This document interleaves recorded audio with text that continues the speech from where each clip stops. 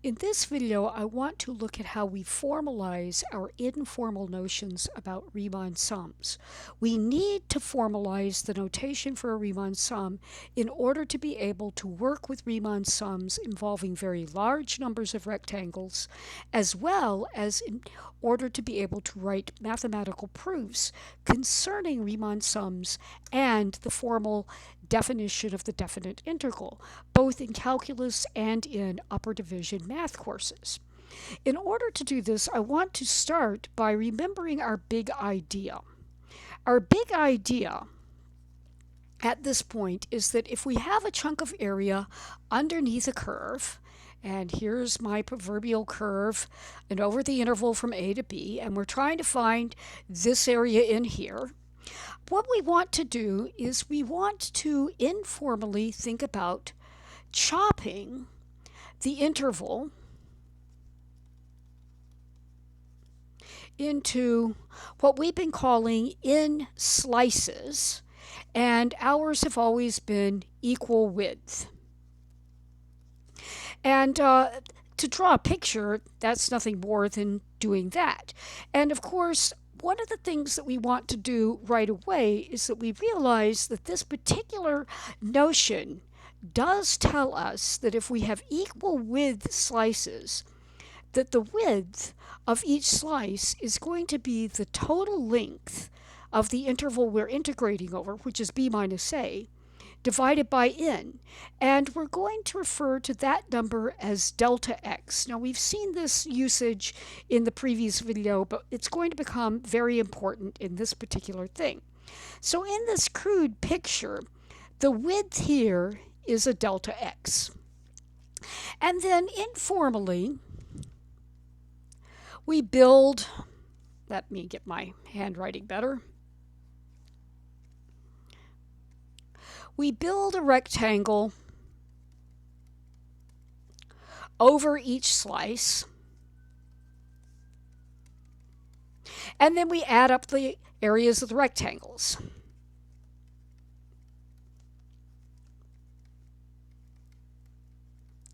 Now, it's this stuff here that takes a while to actually get formalized. So the thing that I want to do is I kind of want to blow up one little part about this of this picture.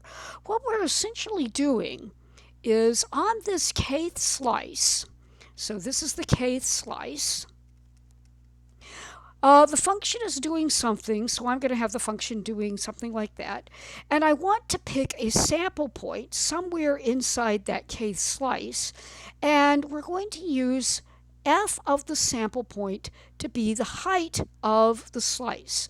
Now, this sample point we are going to call ck. So ck is going to be called a sample point, and it is any point that is picked at random inside the kth slice. So ck belongs to slice k and is picked randomly. Now, the height of our rectangle, and I've got to clean up my handwriting again. The height of my rectangle is going to be f of that sample point. So I know now that the area of my rectangle, so the area of rectangle k, is going to be the height, which is f of ck, times delta x. The only thing is saying that ck belongs to slice k is still very informal. So we really need to figure out where are these slice lines. And that's what I want to do with the next panel. So where are the slice lines?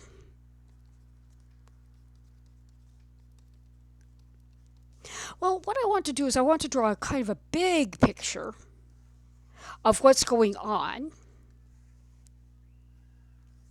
So here's the interval from A to B, and I have this thing sliced up, and these are supposed to be equal width slices, but it's a crude hand-drawn picture, and we're not going to worry about that. And what I'm going to do is I'm simply going to call these points x1, x2, x3, x4, x5, x6, x7, and so on. Typically, we would think in terms of there are n slices. So n is the number of slices. And the formal name for a slice is a subinterval.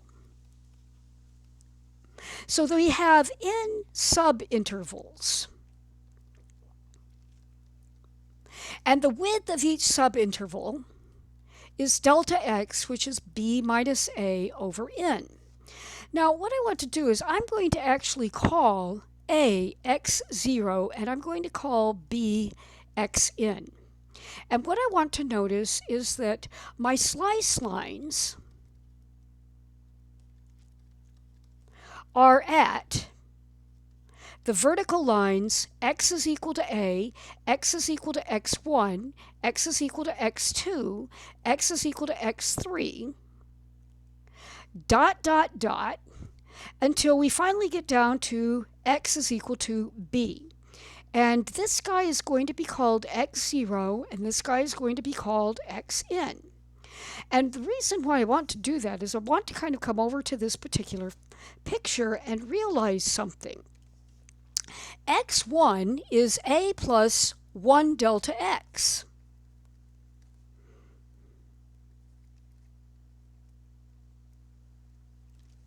x2 is x1 plus 1 delta x, so it is a plus 2 delta x's. x3 is going to be, and let me clean up that notation, x3 is going to be x2 plus a delta x. Each one of these is a delta x. So we have x2 plus a delta x, but that means it's going to be a plus 3 delta x's. x4 is going to be x3 plus a delta x, but that will be a plus 4 delta x's. And let me clean up my notation. And as we keep going, what I want to notice is that in general, xk is going to be a plus k delta x's. So over here I'm going to say one of my partition lines is equal to xk, and now I'm going to start writing these partition lines in terms of a plus delta x's. This is a plus 0 delta x's. So 0 delta x's. This is a plus 1 times delta x. This is a plus 2 times delta x. This is a plus 3 times delta x. xk is going to be a plus k times delta x. And finally we get down to b, and b is going to be a plus n times delta x. And if you look at the formula for delta x, this makes perfectly good sense. B is equal to a plus n delta x. Delta x, if you recall, is b minus a over n, and that should be an n. So those n's cancel, and we have a plus b minus a, which is indeed b. So this set of partition lines makes sense. So the next part of our formalizing things is to note that we are going to call the set P, which is x0, x1, x2, all the way out to xn, where xk is equal to a plus k times delta x, and delta x is just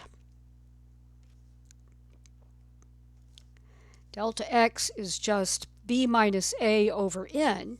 This set is called a partition of the interval from a to b, because remember, a0 is equal to a, and x0 is equal to a, and xn is equal to b.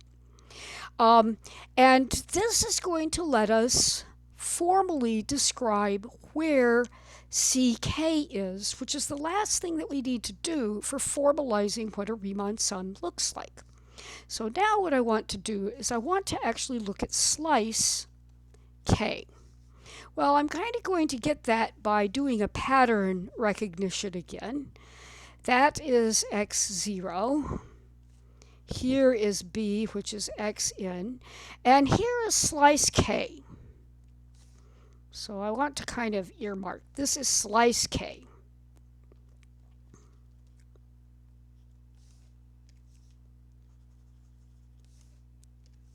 So we have slice k there.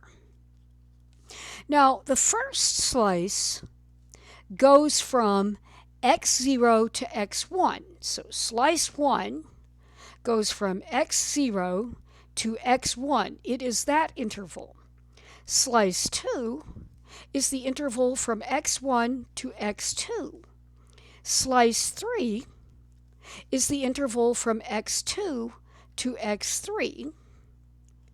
We keep going, and eventually we realize that slice k is going to go from xk minus 1 to xk, and it keeps going until we get to slice n, and that will be the subinterval xn minus 1 to xn. And keep in mind that x0 is equal to a, and this xn is equal to b. So now I know how to do slice k. Slice k is the subinterval from xk minus 1 to xk. So slice k is the subinterval from xk minus 1, and I need to clean up that notation just a little bit, to xk. So saying that ck belongs to slice k means that ck is bigger than or equal to xk minus 1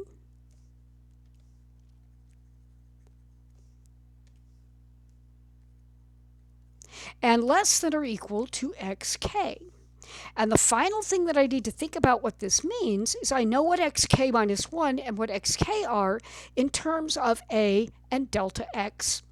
Xk minus 1 is a plus k minus 1 delta x's, and that's going to be less than or equal to ck, and ck is going to be less than or equal to a plus k times delta x. So using this fact here, I can now formalize the meaning of a Riemann sum as follows. So a typical Riemann sum with n subintervals is given by, let's see, we're going to have f of c1 times delta x plus f of c2 times delta x plus all the way up to f of ck times delta x, where, first of all, delta x is going to be b minus a divided by n, and second of all, ck is going to satisfy the inequality that it is bigger than or equal to a plus k. Oh, I need to give myself some more room, so let me start that inequality over. So ck satisfies the inequality a plus k minus 1 delta x's is less than or equal to ck, and ck is less than or equal to a plus k times delta x. Now, this is still a little bit awkward for writing, but we'll figure out a better way of writing that particular thing in the next video.